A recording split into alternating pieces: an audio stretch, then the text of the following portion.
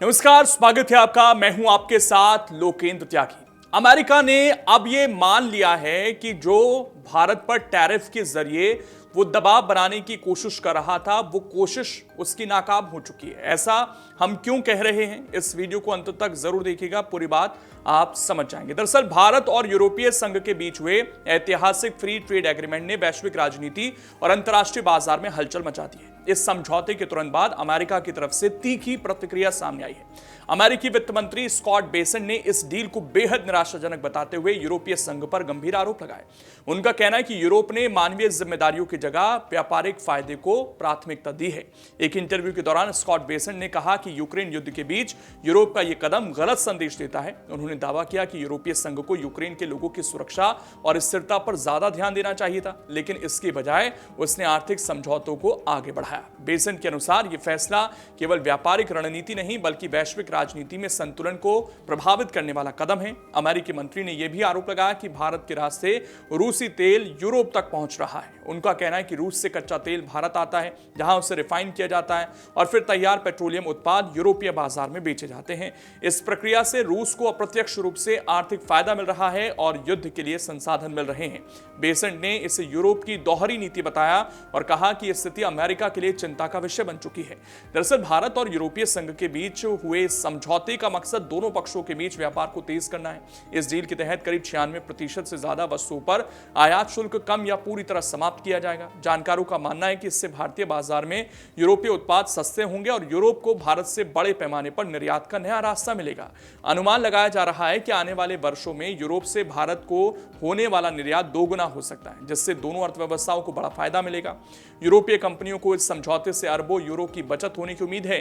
Tax में राहत और आसान व्यापार नियमों से निवेश बढ़ेगा, नई नौकरियां पैदा होंगी और सप्लाई चेन मजबूत होगी। भारत के लिए भी ये डील अहम मानी जा रही है, क्योंकि इससे मैन्युफैक्चरिंग, टेक्नोलॉजी और ग्रीन एनर्जी जैसे सेक्टर को नई गति मिल सकती है। हालांकि अमेरिका का रुख इस डील को लेकर सख्त बना हुआ है। स्कॉट बेसेंट ने कहा कि अमेरिका ने रूस से तेल खरीद के मुद्दे पर भारत पर 25% टैरिफ लगाया था, ताकि रूस की आर्थिक ताकत को कमजोर किया जा सके, लेकिन यूरोपीय संघ ने भारत के साथ व्यापार समझौता कर उस नीति को कमजोर कर दिया। उनके मुताबिक यह फैसला ट्रांस अटलांटिक रिश्तों में तनाव पैदा कर सकता है।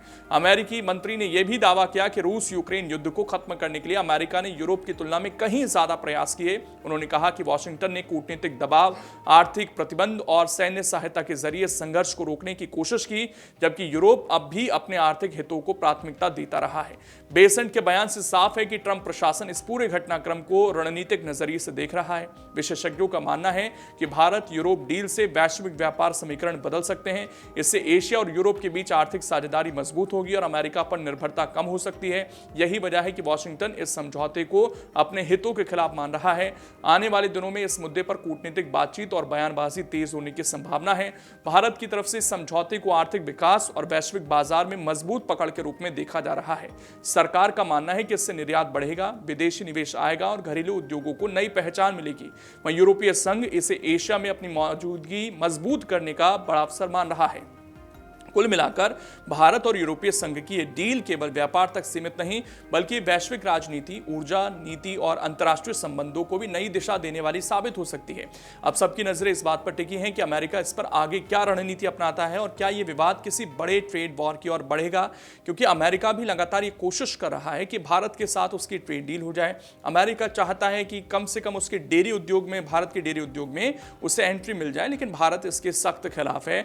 इवन अगर हम देखें तो ईयू को भी जो है वो परमिशन भारत ने नहीं दी है कि वो हमारे डेयरी उद्योग के अंदर आए। यानी कि भारत की प्राथमिकताएं तय हैं और उसी के हिसाब से भारत जो है फैसला ले रहा है।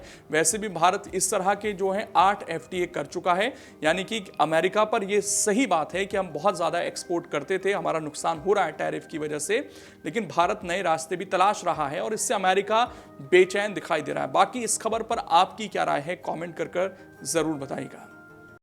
अगर आप ये वीडियो YouTube पर देख रहे हैं तो हमारे चैनल को सब्सक्राइब कर बेल आइकन दबाएं और Facebook पर देख रहे हैं तो हमारे पेज को लाइक करें।